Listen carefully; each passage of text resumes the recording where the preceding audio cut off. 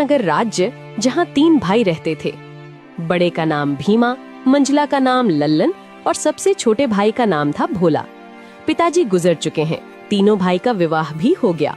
आज तीनों भाई पिता की संपत्ति का बंटवारा कर रहे हैं। आहा, देखो भाई, मैं सबसे बड़ा हूँ, इसलिए मैं बंटवारे का काम करूँगा। बोलो, तुम लोगों को मंजूर है? भैया मैं तो मंझला हूँ, आप जो बोलोगे मुझे स्वीकार है। भैया आप दोनों तो मेरे बड़े भैया हो, मैं तो सबसे छोटा हूँ। आप लोग जो फैसला करोगे मैं उसे स्वीकार कर लूंगा। पिता के जाने के बाद आप दोनों को मैं पिता स्वरूप मानता हूँ। तो फिर ठीक है, सबसे पहले हम खेतों का बंटवारा करते हैं। देखो भाई, हमारे पास 2 खेत हैं और एक मेड़ है।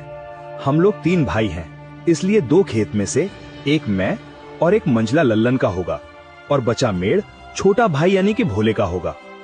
अरे वाह, बहुत अच्छा निर्णय है भैया, मुझे मंजूर है। कहो भोला, तुम तो चुप हो गए, क्या तुम्हें मंजूर नहीं? नहीं नहीं भैया, आप जो कहेंगे वह मुझे मंजूर है। अच्छा तो ठीक है, अब बारी आती है हमारे पिताजी द्वारा लगाए गए आम के पेड़ का। चलो अब आम पेड़ के पास चलते हैं। अब तीनों भाई आम पेड़ के पास आते हैं। आम के पेड़ में 2 डाली है, दोनों डालियों में आम के फल लदे हुए हैं। देखो भाई, ये है आम का पेड़। अब इसका बंटवारा भी कर लेते हैं। देखो, इसमें 2 डाली है और एक जड़ है।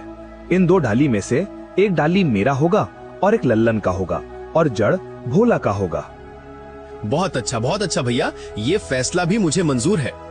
आप लोग तो बड़े हो, मैं तो सबसे छोटा हूँ। मैं भला आप लोगों के बात को कैसे टाल सकता हूँ? मुझे भी मंजूर है भैया। अब तीनों भाई घर के पास आते हैं। अब घर का बंटवारा भी होना है। तो फिर ठीक है, अब बारी आती है इस घर की। इस घर में 4 कमरे हैं और एक छत है। 2 कमरा मेरा होगा और 2 कमरा लल्लन का, और जो खप्पर का छत बच जाएगा वो भोला का होगा। भीमा के इस फैसले से भोला बहुत दुखी हो जाता है, फिर भी बड़े भाई का फैसला मानकर वो कुछ नहीं कहता है। इस तरह घर का बंटवारा भी पूरा हो जाता है। अरे भैया, खेत, पेड़ और घर के बाद और एक जरूरी चीज तो आप भूल ही गए। अरे लल्लन, वो क्या जरूरी चीज है जो मैं भूल गया हूँ? क्या तुम मुझे याद दिला सकते हो? भैया, पिताजी ने हम तीनों भाइयों के लिए कुछ रुपए पैसे भी तो छोड़ गए हैं, आप उसे कैसे भूल सकते हो? अरे हाँ, याद आया, जरा रुको, मैं अभी लेकर आता हूँ।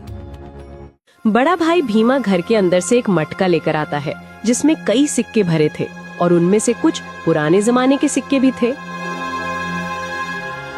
देखो भाइयों, इसमें से 2 प्रकार के सिक्के हैं।